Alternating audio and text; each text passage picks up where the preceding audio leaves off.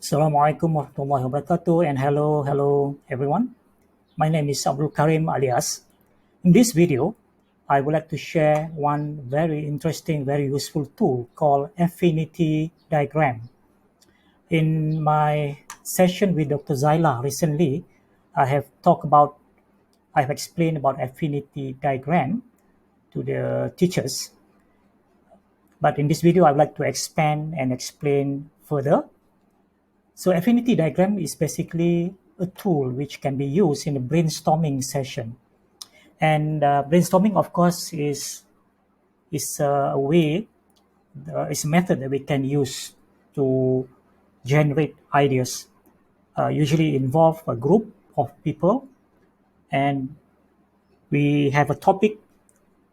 Then all the members of the group will brainstorm their ideas about the topic. So the idea is to generate as many ideas as possible. And then once we have all the ideas, we need to kind of put it together in a more understandable way. So this is where we need to categorize the ideas into different groups or different categories or different clusters. And this is where affinity diagram can be very useful tool we can use.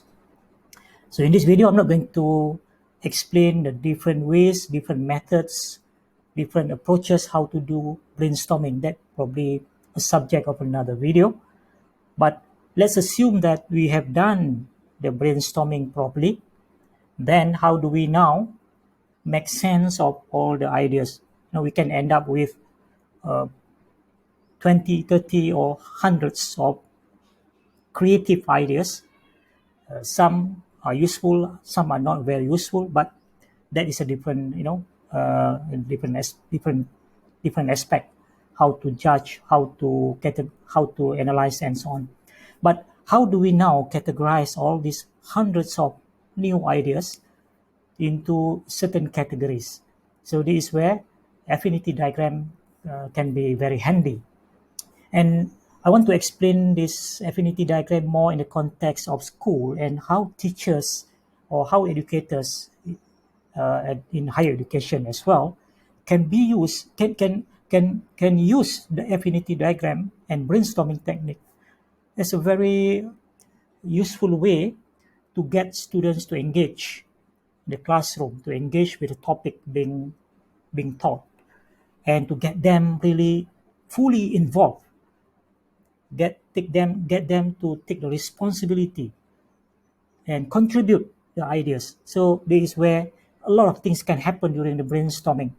Cognitive engagement, let the students or let the participants to engage cognitively, use their brain to come up with creative ideas.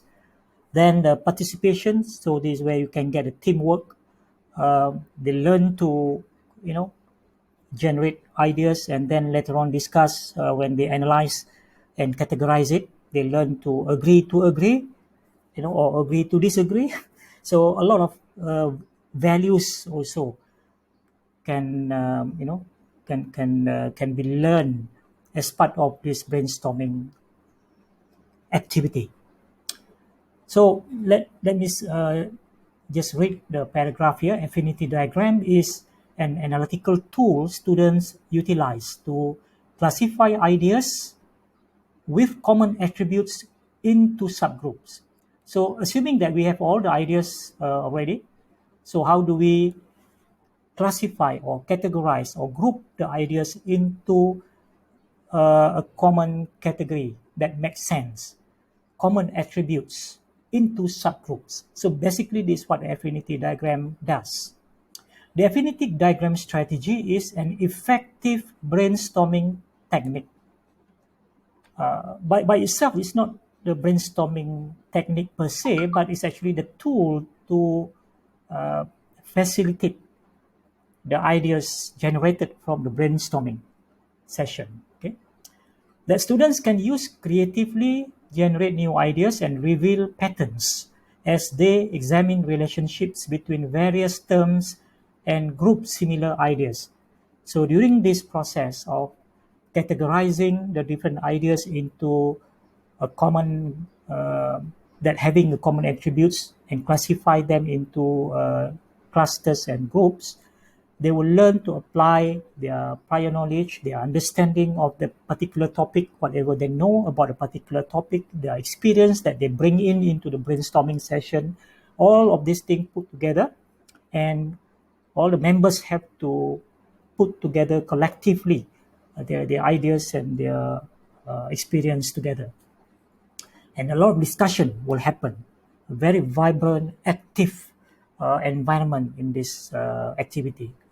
So using this strategy, you will pose to students. You is the teacher or the instructor or the coach or the trainer will pose to students a topic or issue.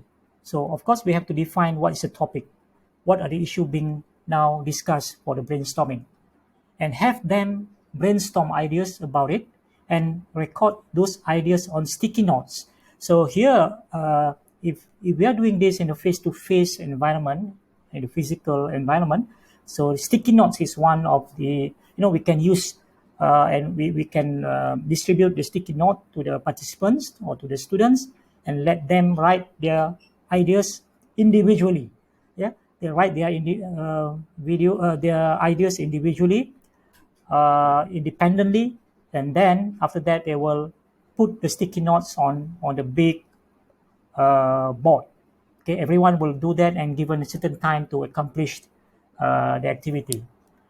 And then students then classify similar ideas. So when everyone has put all the ideas together after a given time, so all of them now will go to the board. They will gather around the board and then they will discuss and then look at all the ideas, then discuss and try to find a pattern and common attributes and group them and then create labels for each grouping.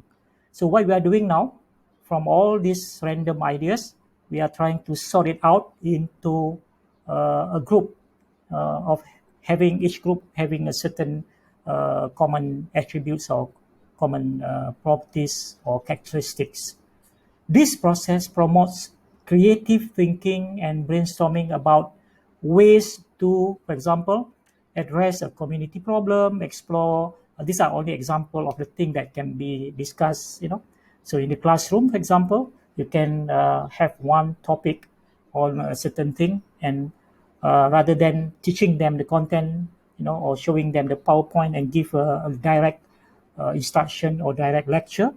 So get them to learn about the content, the facts, whatever, through the brainstorming session. So there is one way how we can create an active learning environment by using brainstorming technique. I believe we can start to teach our students doing the brainstorming even from the kindergarten.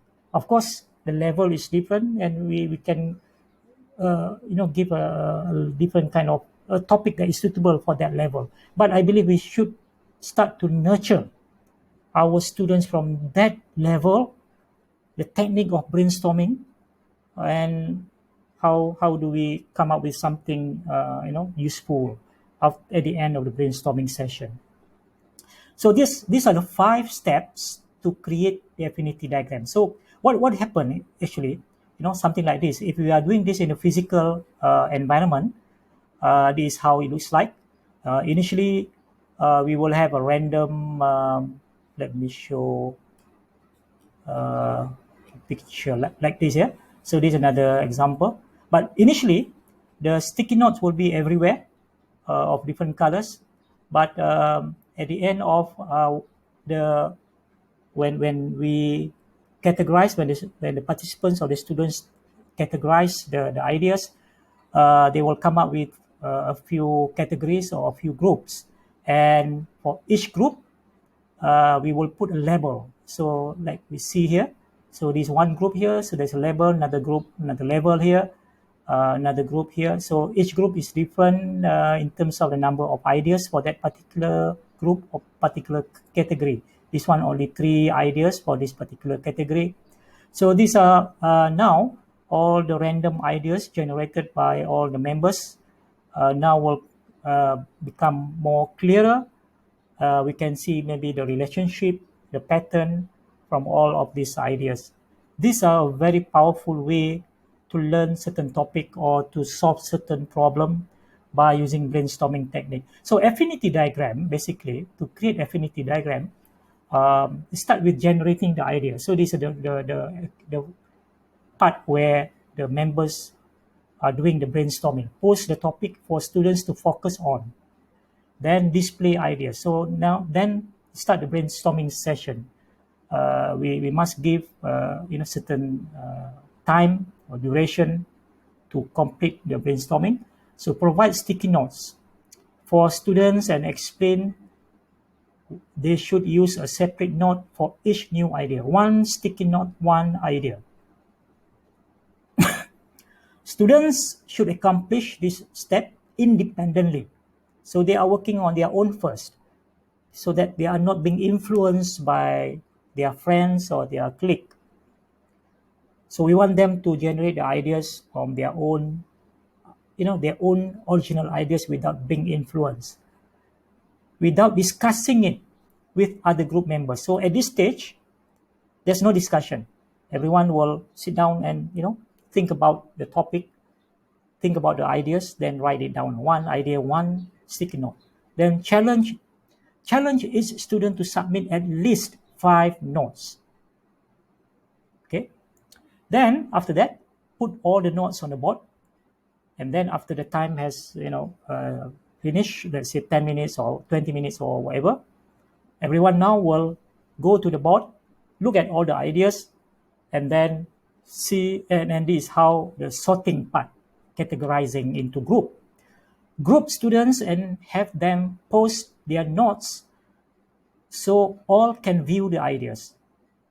Groups should discuss the ideas and use a large table or chart paper to organize and group similar ideas together. Okay, so this is now where first all the ideas are captured randomly, put on one big board, and then after that the grouping. So this is the sorting part. So grouping into a group of having common attributes.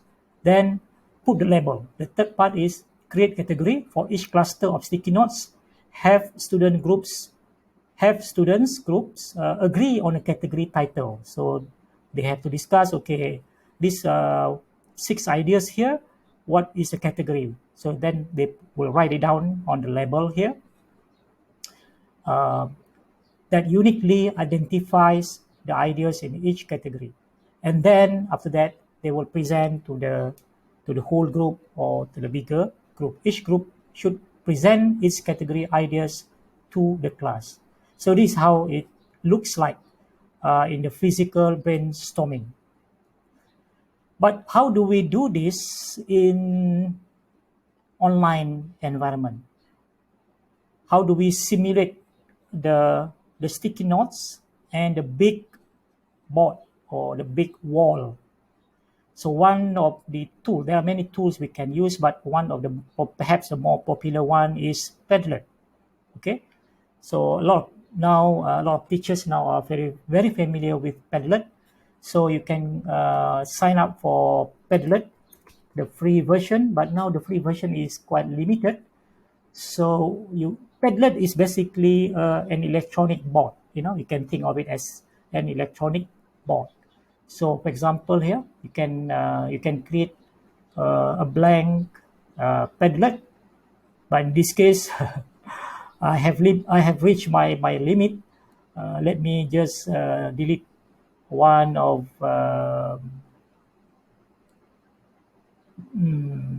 Okay, maybe I can delete one.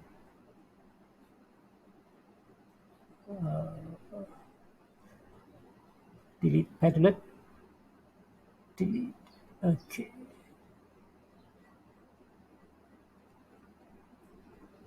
Oops. Two, one. But the free version allows only maximum, I think, how many? I'm not sure. Okay, now I can create a new one, make a new Oh, doesn't allow me to create up. Well, anyway, let me just show. I just take this one. So this is the, but okay. Well, I think I use this one to for the brainstorming exercise. I think the so as you can see here, there are a lot of sticky notes. Each one of these can be considered as a sticky note. And then after the brainstorming session has completed, so what the student have to do now is to sort out the sticky note into a certain category. So this is how it can be done using Padlet for the online brainstorming session to create or to construct the affinity diagram. Okay, it can be done online, but probably I would say is more fun to do it in the face-to-face environment. All right, so I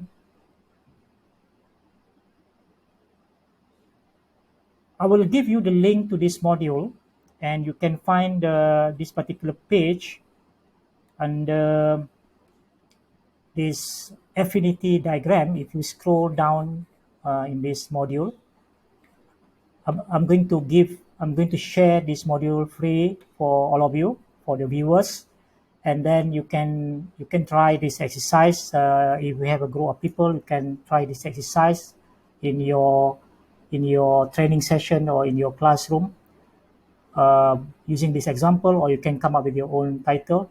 But I have also given some extra additional references here. For example, this particular article, Instructional Strategy, Affinity Diagram.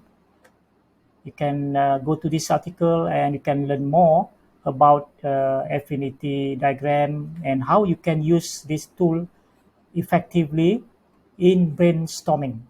There are other tools that you can use to facilitate your brainstorming session, but I think affinity diagram is one of the more popular one or the more common one that you can use in your classroom, in the school, at the university. For trainers and coaches, you can use this brainstorming session and the affinity diagram tool uh, in your training session as well. So that is about affinity diagram and brainstorming. I hope you have found that you have found this is useful and it's something that you can apply for your next activity, for your online brainstorming or in your classroom. Thank you very much, and don't forget to subscribe and uh, click the bell for the notification for new videos. And please share this video with fellow educators, teachers, coaches, and uh, please share the link to this module. This whole module here is actually engaging learners in synchronous live and asynchronous online session. There are uh, 15 tasks that I'm sharing here, and I will add from time to time that you can adopt and adapt in your own classroom, in your own training session as well. So I'll see you in the next video. Thank you. Bye-bye.